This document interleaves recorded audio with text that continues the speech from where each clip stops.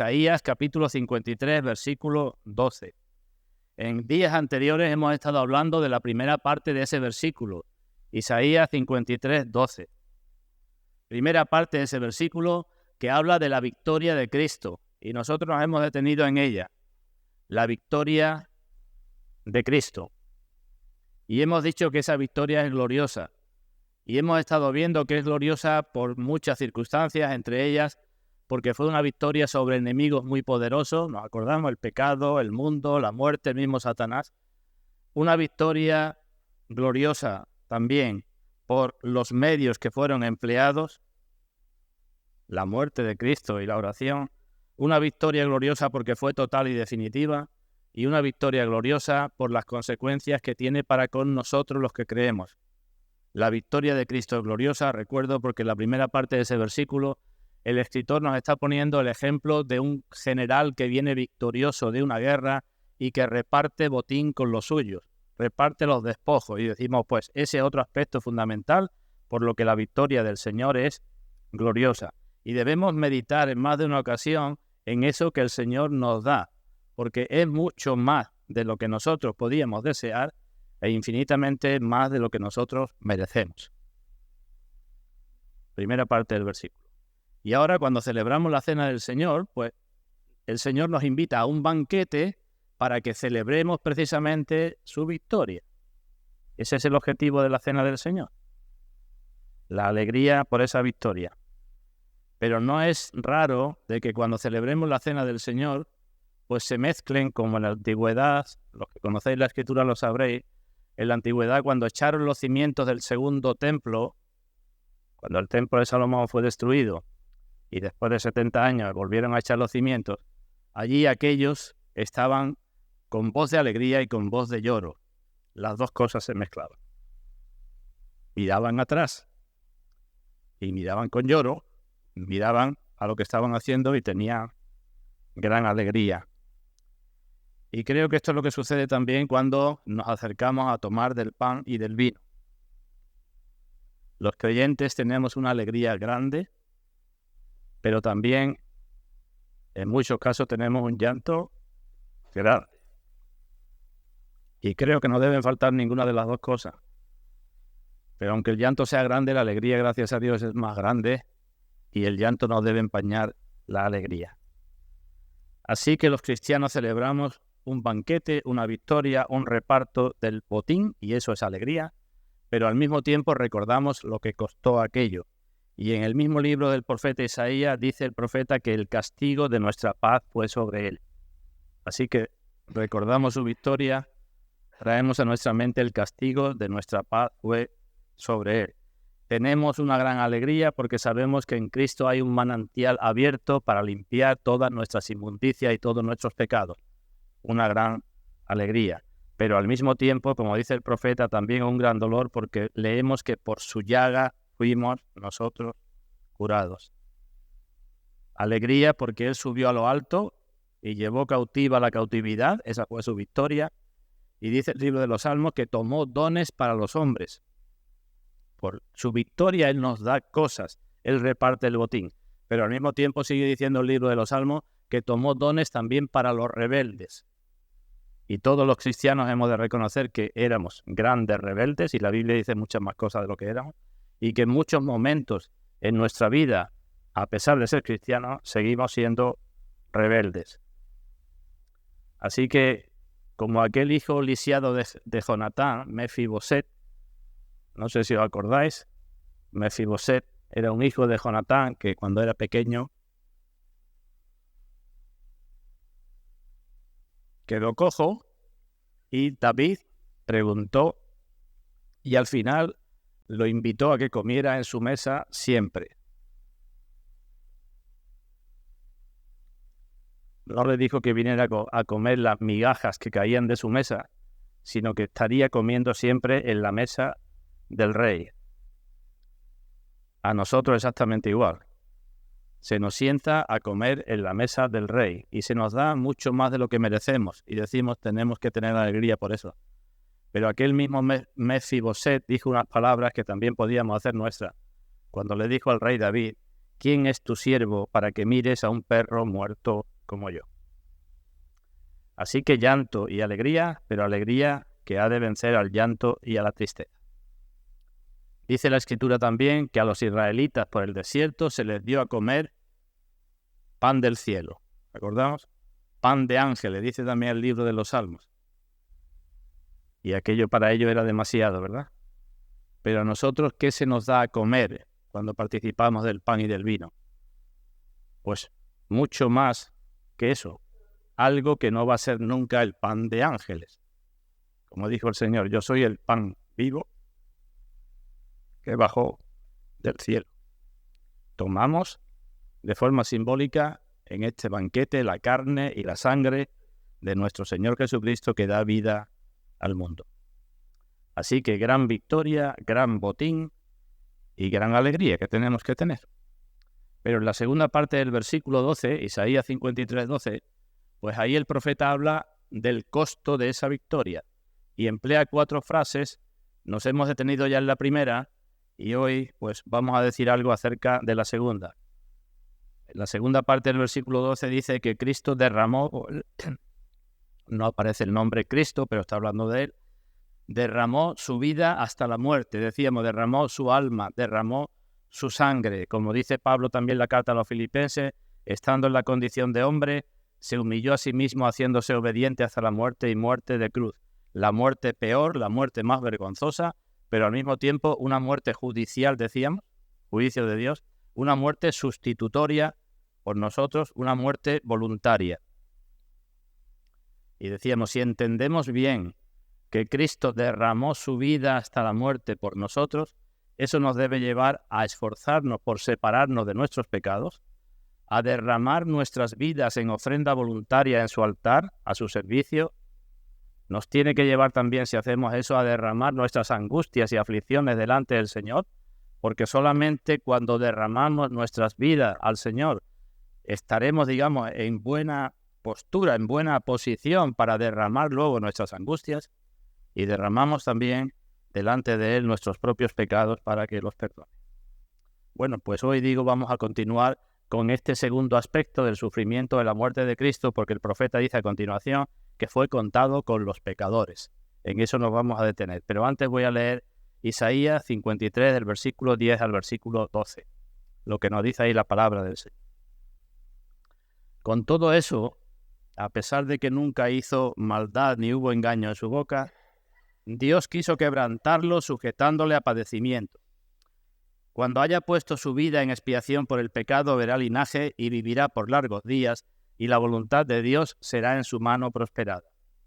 Verá el fruto de la aflicción de su alma y quedará satisfecho. Por su conocimiento justificará mi siervo justo a muchos y llevará las iniquidades de ellos. Por tanto, por todo eso, yo le daré parte con los grandes y con los fuertes repartirá despojos. Y esto, dice, por cuanto, porque esto es lo que hizo, derramó su vida hasta la muerte y fue contado con los pecadores, habiendo él llevado el pecado de muchos y orado por los transgresores. Vamos a pedir la bendición del Señor antes de comenzar con el comentario de esa frase, fue contado con los pecadores. Vamos ahora. Padre nuestro, te damos gracias porque en esta mañana de nuevo podemos proclamar el mensaje de tu palabra, el mensaje de salvación, y te damos gracias porque tú nos das todo lo que necesitamos para que estemos aquí reunidos en tu presencia y que esto sea posible. Pero Padre, venimos ante ti con nuestras limitaciones y nuestros pecados, porque reconocemos, en primer lugar, que no somos suficientes, no tenemos palabras ni sentimientos suficientes, ni entendimiento suficiente para entender la obra de tu Hijo, ni mucho menos tenemos capacidad suficiente para tocar los corazones de ninguno de los presentes. Y por eso, Padre, pedimos la bendición de tu Santo Espíritu, para poder hablar, entender y llevar a la práctica estas cosas que tú quieres que veamos y que tú nos muestras en tu palabra. Te pedimos, Padre, que tenga misericordia de todos los presentes y que tu gracia no sea en vano para ninguno de nosotros en esta mañana. en el nombre de nuestro Señor Jesucristo. Amén. Así que voy a hablar un poco de eso de que fue contado con los pecadores. ¿Veis el título de la predicación? Fue contado, fue considerado, ¿verdad? Es la misma palabra. Fue contado, considerado con los pecadores. Vamos a hablar de eso y después algunas aplicaciones rápidas y algunas preguntas que nos vamos a hacer al fin. Así que fue considerado como un pecador. Y el profeta, como en todo el capítulo, está hablando en tiempo pasado, ¿verdad? Fue contado con los pecadores. ¿Desde cuándo fue contado con los pecadores? Y la Biblia nos dice desde antes de la fundación del mundo, porque el Cordero fue inmolado desde antes de la fundación del mundo. Pero luego, en el tiempo real, en la práctica, esto tuvo un cumplimiento que vemos en el Nuevo Testamento, ¿verdad? Así que en el tiempo de Dios ya fue contado. En el tiempo nuestro tuvo que pasar, pues después de Isaías, casi 700 años para que esto sucediera. Y si me acompañáis a lo que dice el mismo Señor en el Evangelio de Lucas, capítulo 22, Lucas 22, el Señor, cuando estaba próximo a su muerte, Lucas 22, 37, cuando ya habían tomado la cena, cuando ya había profetizado la negación de Pedro, que estaba allí el hombre diciendo que él no lo iba a dejar nunca, pues dice el Señor Lucas 22, 37, porque os digo que es necesario que se cumpla todavía en mí aquello que está escrito. Y fue contado con los inicuos, porque lo que está escrito de mí tiene cumplimiento. Y el Señor está anunciando su muerte a lo suyo, y el Señor dice, todavía es necesario que se cumpla de mí lo que está escrito. Y entre otras cosas, ya se habían cumplido muchas cosas sobre él de lo que estaba escrito, ¿verdad? Había entrado en un pollino, montado en un pollino en Jerusalén, había nacido de una virgen, en fin, todo lo que sabemos de su vida, ya se habían cumplido muchas cosas, pero próximo a la hora de la muerte, el Señor dice, se tiene que cumplir eso también. Todo lo que estaba profetizado en el Antiguo Testamento se tenía que cumplir, y en este caso que tenía que ser contado con los inicuos, que es lo mismo que decía Isaías. Así que antes de la muerte, el Señor dice, esto tiene que suceder. Y después, una vez que sucedió, vamos al Evangelio de Marcos, y Marcos narra así los hechos que sucedieron. En Marcos capítulo 15, versículo 27, Marcos 15, 27,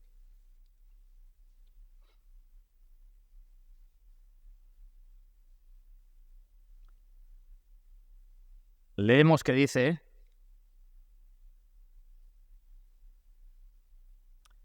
crucificaron también con él a dos ladrones, uno a su derecha y el otro a su izquierda, y dice Marcos, y se cumplió la escritura que dice, y fue contado con los inicuos. Así que el profeta dice, fue contado con los pecadores, tiempo pasado, mirando la eternidad en el tiempo de Dios.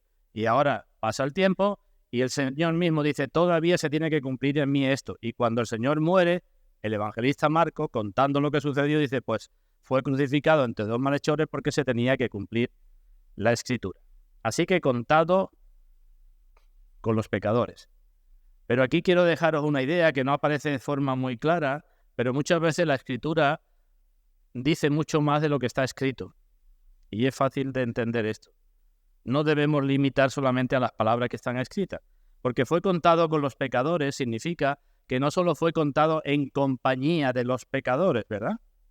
Estaba muriendo en compañía de los pecadores, sino que fue contado como pecador, no en compañía de, sino como pecador, es decir, fue contado con los pecadores, y no cualquier pecador, sino, por lo menos en la cruz, vemos que lo consideraron el pecador principal porque lo pusieron en el centro. Así que Cristo fue contado con los pecadores a la hora de morir. Y cuando miramos hacia adelante, porque he dicho antes el tiempo pasado, el tiempo presente cuando sucedió, y cuando miramos hacia adelante, hemos de entender también que Cristo será contado con los pecadores. Pensemos esto. ¿Cómo digo esto? Pues, ¿con quiénes estará unido Cristo? ¿A quiénes va a salvar Cristo? ¿Quiénes forman parte del cuerpo de Cristo? Y siempre Cristo será contado con los pecadores. Así que esa fue su reputación, esa fue su consideración. Y ahora decimos, ¿quién lo consideró así? Y decimos, los suyos, los que no creían en él, y Dios mismo. ¿Quién contó a Cristo, quién consideró a Cristo como un pecador? Y vamos a la Escritura y decimos, en primer lugar, los que decían que creían en él, porque muchos llegaron a dudar de quién era. Y si dudaban de quién era, tendrían en su mente la idea de que este es un mentiroso, este es un impostor, este es por tanto un pecador. No digo que lo dijeran explícitamente, pero estoy trayendo a vuestra mente esta idea, ¿verdad? Aquellos, por ejemplo, Juan el Bautista cuando estaba en la cárcel, ¿qué dijo? Mandó a los suyos para que le preguntaran al Señor, ¿eres tú el que había de venir o esperaremos a otro? ¿Eso qué quiere decir? Porque Juan el Bautista, a pesar de que había dicho años antes, este es el Cordero de Dios que quita el pecado del mundo, no lo tenía muy claro. Y tenía sus dudas en su mente, ¿este será o no será? ¿Este será un impostor? ¿Este será un malhechor? Porque si no es, todo lo que ha dicho es efectivamente el peor de los pecadores. Porque las cosas que decían eran muy grandes con respecto a la salvación de nuestras almas, ¿no? Y los dos discípulos, aquellos que iban camino de Emaús, y a los cuales se les presentó el Señor resucitado, ¿no dudaron también? Nos vamos al Evangelio de Lucas y ahí leemos que ellos, esos dos que iban camino de Emaús, hablaban entre sí y hablaron al Señor diciéndole, nosotros esperábamos que Él era el que había de redimir a Israel. Y ahora, además de todo esto, hoy ya es el tercer día que esto ha acontecido. Estaban dudando también, ¿verdad? Nosotros esperábamos que este era el que decía es, pero ya ha muerto y hace 3 días que esto ha sucedido. Así que en cierta medida, los que decían creer en él, por lo menos a medias, tenían sus dudas si lo contaban o no entre los pecadores. Damos un paso más. Ni que decir tiene que todos los que no creían en él lo consideraron bastante pecador. En una ocasión dijeron que era hombre comilón y bebedor de vino, amigo de publicanos y de pecadores. En otra ocasión fueron un poco más lejos y le dijeron que eran tan pecador, le dijeron, tú eres samaritano y tú tienes demonio. Lo consideraban un gran pecador, ¿verdad? Lo contaban entre los pecadores. Y todavía fueron más lejos porque en otra ocasión le dijeron que tenía alianza con Belcebú, el príncipe de los demonios, y que por eso echaba fuera a los demonios. Y así vamos por los evangelios, el sumo sacerdote le dijo que era un blasfemo, ¿verdad? Cuando preguntó que quién era, y él dijo que era el Hijo de Dios, el sumo sacerdote dijo, ha blasfemado. ¿Qué más necesidad tenemos de testigos? Otros lo acusaron de querer destruir el templo, otros de pervertir al pueblo, de intentar derrocar al César, cambiaron a Barrabás por él, y cuando se lo entregaron a Pilato le dijeron, si este no fuera malhechor, no te lo habríamos entregado. Así que unos por muchas dudas y otros por pleno convencimiento decían, este es un malhechor, este no es el que dice que es. Pero sobre todo hemos de darnos cuenta que Dios mismo lo contó con los pecadores. Eso es lo más importante que hemos de apreciar. Fue contado con los pecadores por Dios mismo. ¿Y qué pecador? Y esta es la idea central que quiero dejar en esta mañana. ¿Qué clase de pecador? El primero, como Pablo, nos acordamos que Pablo, cuando escribe a Timoteo, dice, Cristo Jesús vino al mundo a salvar a los pecadores, de los cuales yo soy el primero.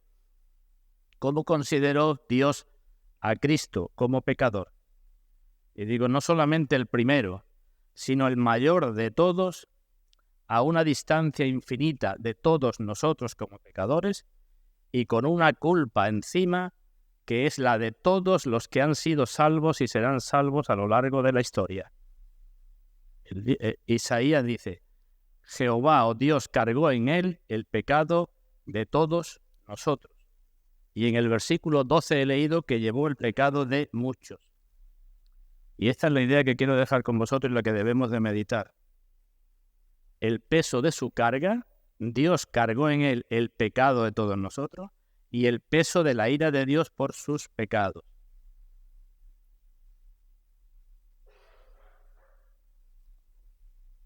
No sé si alguna vez habéis pensado en esto, pero os pregunto, ¿cuántos son tus pecados? de cualquiera de nosotros que estamos aquí en esta mañana. Tira, ¿no? Un hombre según el corazón de Dios, David, escribió en un salmo y decía que sus pecados, sus maldades, se habían aumentado más que los cabellos de su cabeza. Decía David. Y creo que eso es la forma de pensar de cualquier creyente, sobre todo cuanto más espiritual es, cuanto más crecido está en santidad, más dice esto mismo que dijo David. Bueno, pues, piensa, hermano, ¿cuántos son tus pecados? ¿Cuánto es la ira de Dios que merecía por tus pecados?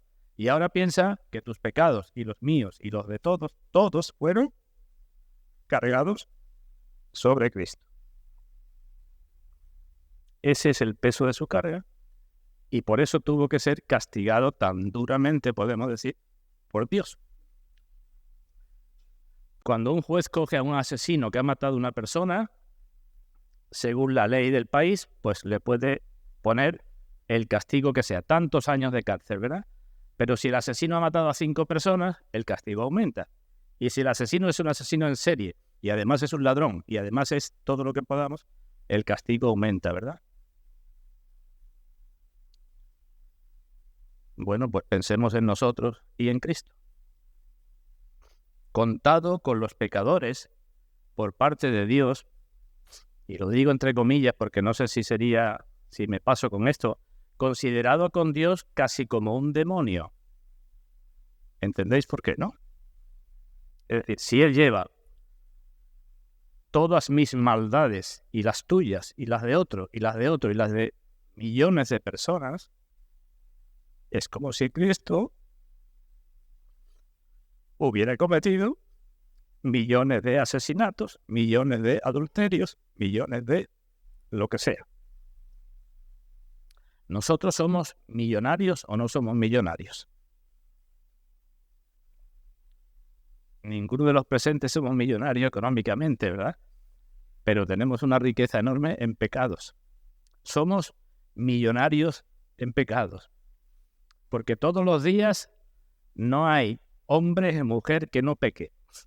O de omisión, o de comisión, o de pensamiento, o de palabra, o de obra. Como sea, todos los días estamos pecando. Y si nosotros somos millonarios en pecados, cuando Dios carga en Cristo todos nuestros pecados, podemos decir, Cristo es el más multimillonario de pecados. Cuando la Biblia dice, fue hecho por nosotros maldición, si cada uno de nosotros merecíamos la maldición de la ley de Dios, pues Cristo fue hecho multimillonario en maldición. Dios cargó en Él el pecado de todos nosotros, Dios cargó en Él el pecado de cada uno de nosotros, el pecado de cada uno de nosotros. Y la cruz nos muestra precisamente eso, la ira de Dios sobre Cristo cargando el pecado de todos nosotros. Algunos escritores antiguos han mirado la cruz y han sacado ahí algunas alegorías que pueden ser ciertas, vamos, fruto de la imaginación de sus propias mentes. Agustín de Hipona decía que así como la cruz nos muestra a Cristo contado entre los pecadores sufriendo, la cruz también nos muestra lo que será el juicio final. Efectivamente, Cristo también, y por su cruz estará en el centro de los pecadores, como dice Mateo 25 creo que es, y pondrá a unos a la derecha y a otros a la izquierda. Algunos van más lejos y dicen, pues el ladrón que se salvó es el que estaba a su derecha y el que se condenó el que estaba a su izquierda. Pero digo, todo eso son alegorías y formas de darle vueltas al asunto. Lo que sí es cierto es que Cristo fue considerado, repito, asesino, ladrón, blasfemo, adúltero, todas esas cosas. Porque todos los creyentes lo somos. ¿O no lo somos? Cuando miramos el nivel que el mismo Señor nos pone en el Sermón del Monte, ¿qué te dice? No solamente es homicida el que mata a alguien, sino que le dice necio o tonto, ya estás matando a tu hermano. No solamente es adúltero el que hace esto, sino el que mira con malos ojos. Luego no somos todos así. Pues todo eso que somos todos, frente al nivel de santidad de Dios, todo fue cargado sobre Cristo. Este es el pensamiento, hermano. Los sufrimientos de Cristo son demasiado grandes para que nosotros podamos evaluarlos, para que nosotros podamos apreciarlos. Demasiado grande. Dice en la carta a los Corintios el apóstol Pablo que aquel que siendo rico se hizo pobre para que nosotros con su pobreza fuésemos enriquecidos. Pensemos un momento. ¿En qué era rico el Señor? En todo y en sí mismo, ¿no? En todo lo que tenía y en lo bueno y las glorias que tenía en sí mismo. Así que siendo rico, se hizo pobre. Pero se hizo pobre para hacerse muy rico. Con todos nuestros pecados. Para que nosotros, con su pobreza de lo bueno y su riqueza de lo malo, nosotros fuésemos enriquecidos con lo suyo que era bueno, con lo que era suyo y con lo que es de sí mismo, nosotros fuésemos enriquecidos y empobrecidos de todo lo que es malo en nosotros. Ese es el intercambio. Y no solamente mío o tuyo, sino de todos los que creen en él. Lo digo con otro ejemplo. Cada uno de los creyentes, podemos decir, tenemos una galaxia de pecado. ¿Habéis visto alguna vez algunas imágenes de nuestra galaxia? Una galaxia es enorme, ¿verdad? Cualquier galaxia es enorme, de soles, de planetas, de asteroides, de lo que sea. Nosotros, cada uno de nosotros tenemos una galaxia de pecado, pero Cristo es el universo entero, la suma de todas las galaxias, frente al cual cada galaxia es insignificante. Así que enriquecidos en todo lo bueno, el botín que reparte, seremos herederos con él en gloria, y lo bueno suyo que nos lo da, porque el Espíritu Santo nos da el fruto del Espíritu, la paz, la paciencia, la bondad, todo lo bueno de Cristo para nosotros, y nosotros despojados de nuestra mala riqueza e infame riqueza. Eso es lo que tenemos que ver cuando la Biblia dice Cristo fue contado con los pecadores. Bueno, pues de aquí, ¿qué hemos de sacar? Digo rápidamente, algunas aplicaciones, ¿no? Si esto es así y lo entendemos, y no sé si antes lo entenderías así, esto tendrá que conmover para algo nuestros corazones, ¿no? O simplemente nos quedamos con un conocimiento intelectual y ya está. No solo derramó su vida hasta la muerte, sino que su muerte fue una muerte maldita en grado sumo.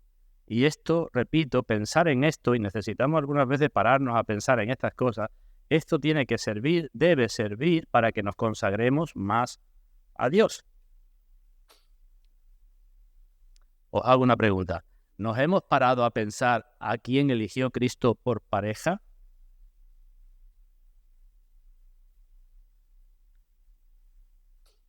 ¿A quién eligió Cristo como miembros de su cuerpo? A la iglesia. Pero ¿quiénes somos los miembros de su cuerpo? ¿Hubieras tú elegido una pareja para ti, un miembro para ti, tal como somos nosotros en relación con Cristo? Porque la Biblia dice cómo somos cada uno de nuestros miembros. El mismo libro del profeta Isaías te dice, desde la planta del pie hasta la coronilla de la cabeza, no hay en ninguno de los que son miembros de Cristo, desde la planta del pie hasta la coronilla de la cabeza, no hay cosa sana, sino hinchazón y podrida llaga. Esos son los miembros que Cristo elige, ¿verdad?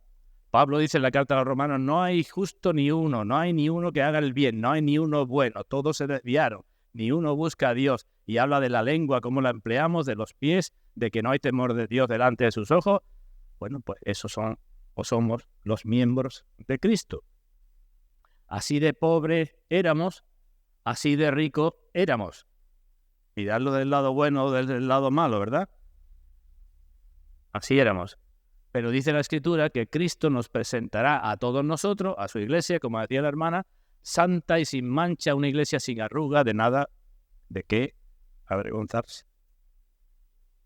Y digo, esto no servirá para nada en nuestras vidas que nos llamamos cristianos. Y de aquellos que todavía no decidís seguir al Señor, ¿no servirá esto para nada? ¿Crees que no tienes tantos pecados que te presentarás un día delante de Dios diciendo, bueno, no soy tan malo? ¿Y crees que te podrás presentar diciendo, para mí no me hace falta el sacrificio de Cristo y la muerte de Cristo porque yo soy medianamente bueno? ¿No ves lo pobre que eres? El problema de la incredulidad, ¿sabéis cuál es el problema de la incredulidad? De toda incredulidad. Lo que está en la base de la incredulidad, el orgullo. Esa es la base de toda la incredulidad, el orgullo. Porque dije no hace mucho tiempo que la gracia de Dios humilla, ¿verdad? Porque es humillante que alguien te diga, mira, tú no puedes hacer nada, o deja que yo te salve, o tú estás perdido. Eso humilla. Y la gracia de Dios humilla porque a lo largo de tu vida tú vas reconociendo que sin la gracia te pierdes de nuevo, te pierdes millones de veces. Entonces el problema es el orgullo, mantener el orgullo en esta vida cuesta muchísimo. Mirad o pensad en algunas personas, o en vosotros mismos si alguna vez os ha sucedido. Mantener el orgullo cuesta muchas veces mucho dinero.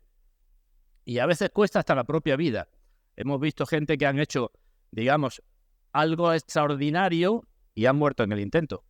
Por decir, estoy en el libro Guinness de los récords o he hecho lo más grande del mundo, ¿verdad?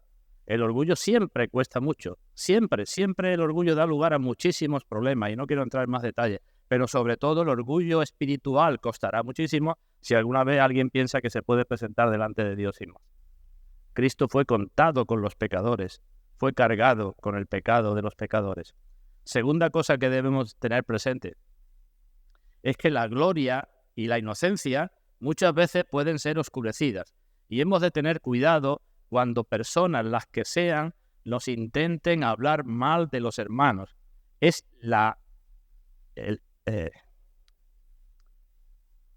el camino o la suerte de todo cristiano, y ha sido a lo largo de toda la historia, el que sea precisamente blasfemado, maltratado, injuriado, perseguido, o el que padezca calumnias o el que padezca sufrimientos por causa de Cristo. Y no nos debe extrañar eso porque ahí vemos el ejemplo de Cristo. Todo el que quiera ser fiel al Señor, que dice Pablo, padecerá persecución. Todo el que se mantenga fiel al Señor padecerá persecución. Y no debemos padecer la persecución justamente, es decir, no debemos ser perseguidos por la justicia justamente porque hemos incumplido la justicia, pero si somos perseguidos o blasfemados por causa de Cristo, dice el apóstol Pedro que nos alegremos en ello, porque eso es prueba de que el glorioso Espíritu de Dios reposa en nosotros. Si alguno es perseguido, que no sea por entrometerse en lo ajeno o por otras cosas. Y en tercer lugar, aquí vemos evidentemente la sustitución que hace Dios, el Cordero de Dios que quita el pecado del mundo. Cristo era inocente y fue considerado como el gran transgresor. Nosotros, las personas, somos transgresores, grandes transgresores, y podemos ser considerados inocentes. ¿Cuál es el problema? Que mucha gente le preocupa más lo que piense la gente de ella que no lo que piensa Dios de ella y lo que dice Dios de ella. Ese es el problema. Que mucha gente está pendiente como Saúl, el rey Saúl, cuando una vez le ordenaron que destruyera a los amalecitas, nos acordamos que es lo que hizo Saúl, ¿verdad? Dijo, voy a perdonarle la vida al rey, a ver si me hago amigo del rey, y el ganado le echó la culpa al pueblo, yo no, pero el pueblo ha cogido lo mejor del ganado. Y Samuel le dijo, pero Dios, ¿a ti qué te ha dicho? Serás desechado como rey por tu desobediencia. Y Saúl le dijo, bueno, muy bien, todavía eso lo acepto, pero por lo menos vente conmigo a ofrecer sacrificio delante del pueblo y delante de la gente. Es decir, le preocupaba muchísimo lo que pensara la gente y el pueblo de él, pero lo que pensaba Dios o lo que había en su corazón, eso no era tanta preocupación. Así que Cristo es el sustituto de toda aquella persona que considera que necesita un sustituto. Cristo no eche fuera a nadie, ¿verdad? Al que a mí viene, no lo echo fuera. El sustituto. Y como es el sustituto y como es contado con los pecadores, aunque Satanás me diga a veces, eres culpable.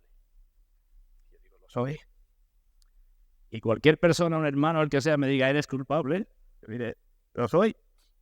Pero aunque mis pecados fueran como la grana, vendrán a ser como blanca lana, como la nieve. ¿Por qué? Porque Cristo es mi sustituto y fue contado con los pecadores. Por eso decía al principio alegría y tristeza. si me miro a mí mismo, digo, mi pecado. ¿No lo dices tú también, hermano? Y si miramos la obra de Cristo, digo, vaya, sufrimiento y pecado.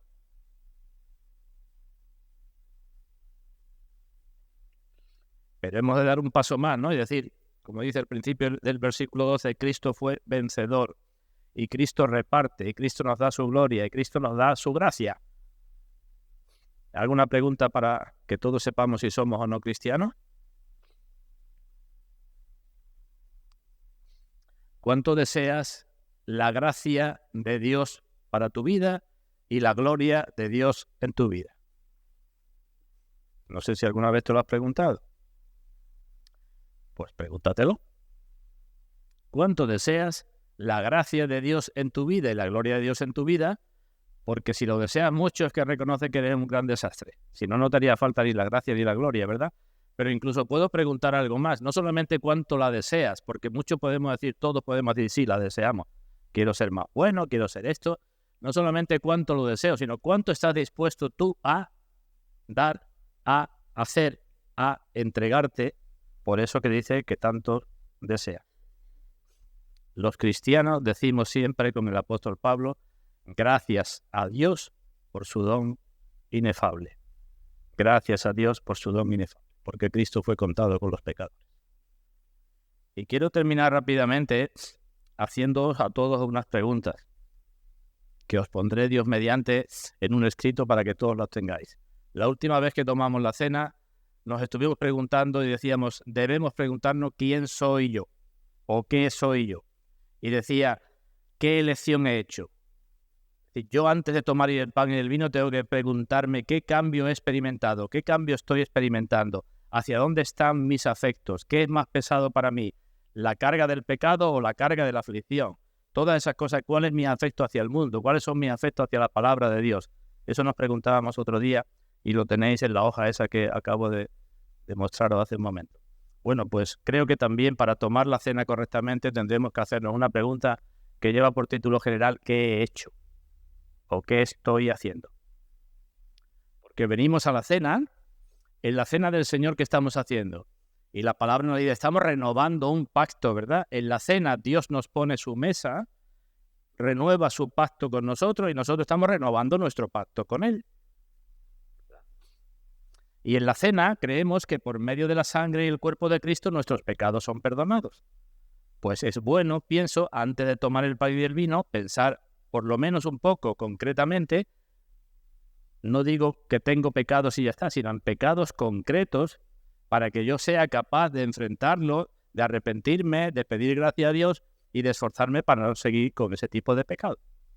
Por eso digo qué he hecho o qué estoy haciendo. Por ejemplo, eso implica, ¿qué he hecho? Es preguntarnos cómo empleo y he empleado mis pensamientos. ¿Está Dios en mis pensamientos? ¿Cuánto tiempo? Cuando debería haber estado contemplando la cruz de Cristo, la gracia de Dios, las cosas del otro mundo, ¿cuánto tiempo ha estado mi pensamiento siguiendo, como dice Jonás, vanidades ilusorias? Yo tengo que deciros personalmente que tengo tristeza y confieso que más de una ocasión, más de las que yo quiero, se han metido en mi cabeza pensamientos vanos y descabellados que entran y salen, con los cuales a veces me acuesto, con los cuales me levanto y que quitan de mi cabeza los buenos pensamientos. ¿Y eso qué es? Pues eso tiene un nombre nada más, hermano. Es pecado. Y Cristo fue contado con los pecadores para que nosotros, si nos damos cuenta de eso, pidamos gracia para no caer en ese pecado. ¿Qué he hecho? Tiene que ver también cómo he gobernado mis pasiones. ¿Cómo me he gobernado a mí mismo? ¿Tengo mis pasiones bajo dominio o se han vuelto testarudas y han pasado los límites que debían? ¿Cuánto he sentido las provocaciones de otros? ¿Qué impresión me han hecho tan profunda? ¿No se ha calentado muchas veces demasiado mi corazón de manera que he perdido mi propia paz y el amor que debo a mi hermano o a otra persona? ¿Qué he hecho? También tiene que ver cómo he preservado mi pureza.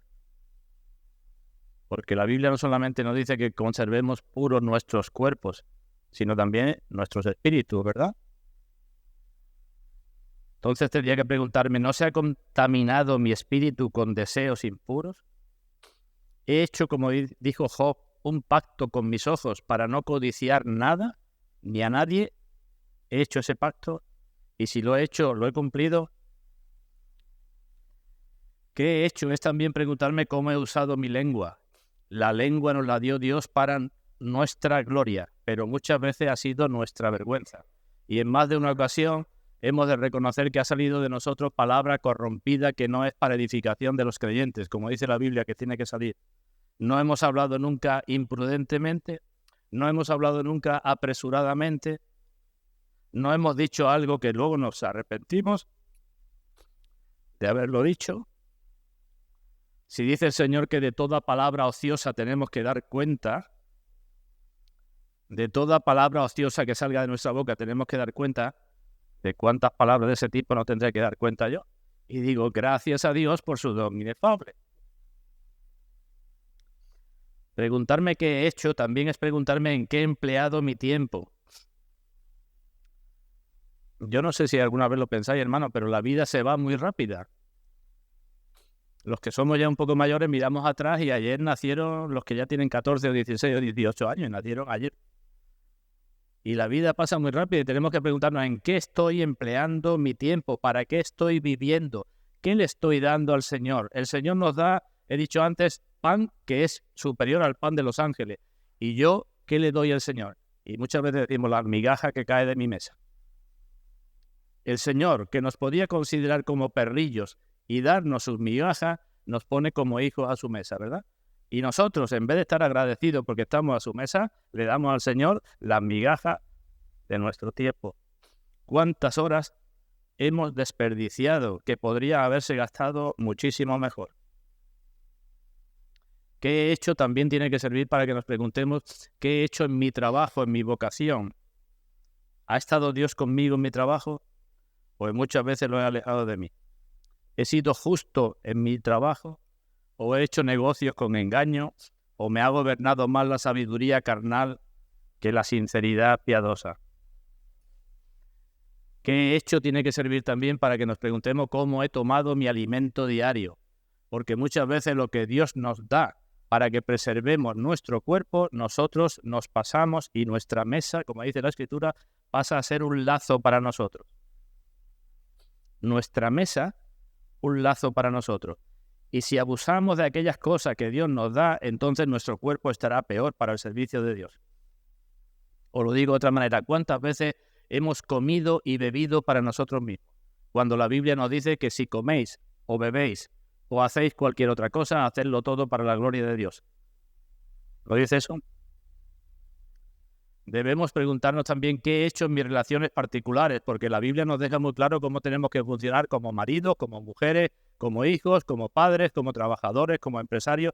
Tenemos que preguntarnos eso. ¿He faltado a mi deber en alguna de esas relaciones? ¿Me he comportado sin respeto con mis superiores? ¿O he despreciado por contra a mis inferiores?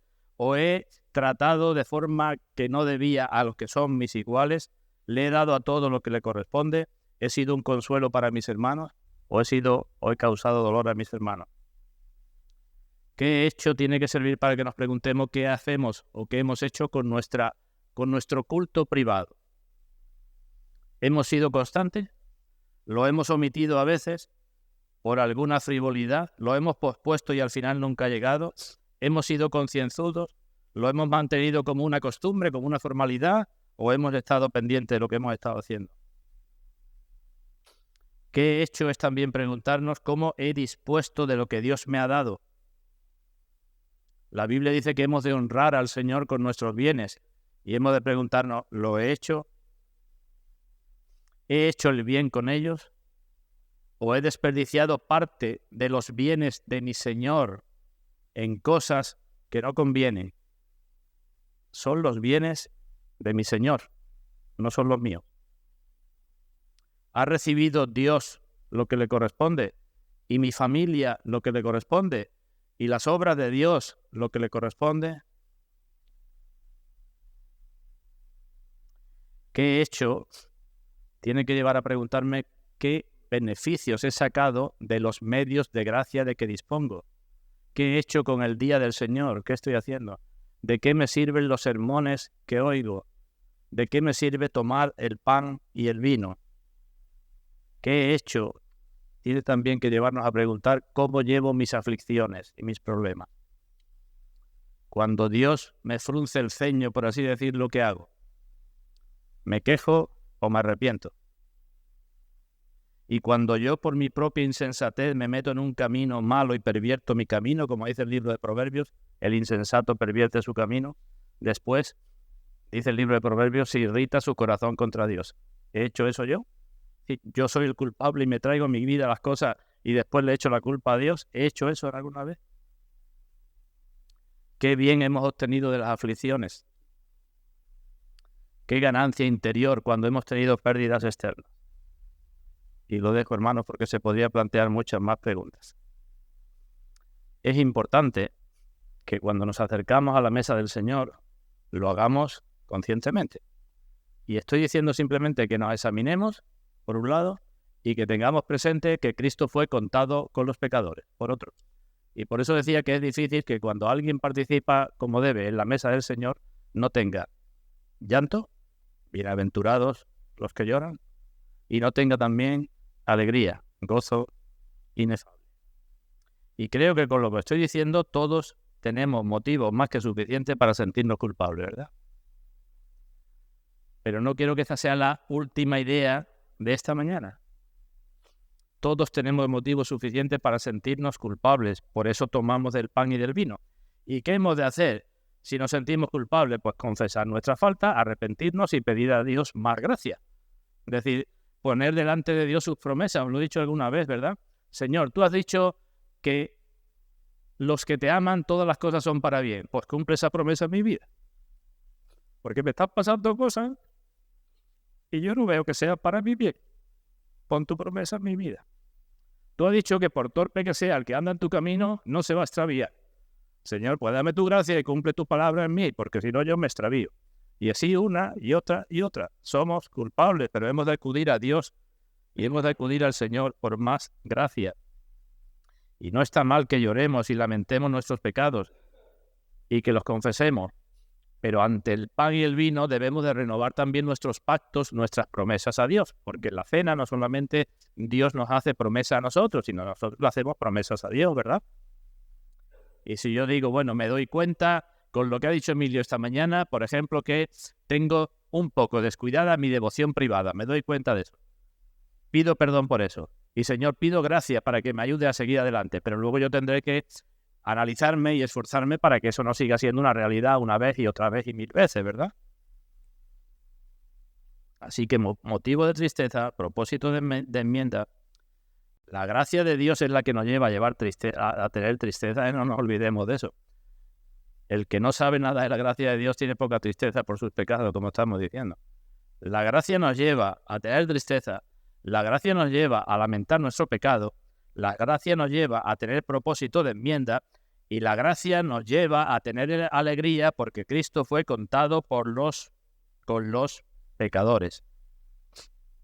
Y si en alguna de las cosas que he dicho no nos sentimos culpables, he dicho todos nos sentimos culpables, tenemos motivos, ¿verdad?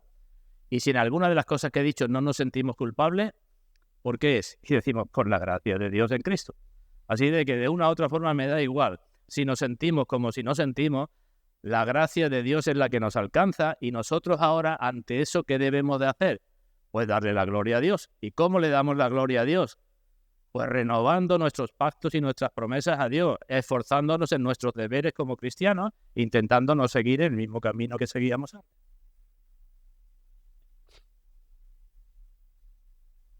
Nuestro corazón nos condena y nos entristece cuando nos miramos a nosotros mismos, ¿verdad? Pero si miramos al que fue contado con los pecadores, dice Juan en su primera carta, nuestro corazón no nos condena. Hay una condena que es buena y otra condena que no es buena. Yo me miro a mí mismo, mi corazón me condena, pero miro a Cristo y mi corazón no me condena y por tanto tengo confianza delante de Dios. Ese es el Evangelio, el glorioso Evangelio del Dios bendito, hermano. Y hemos de dar gracias a Dios por su don inefable. Pues que Dios bendiga su palabra y se glorifique en todos nosotros por medio de ella, hermanos, que así sea.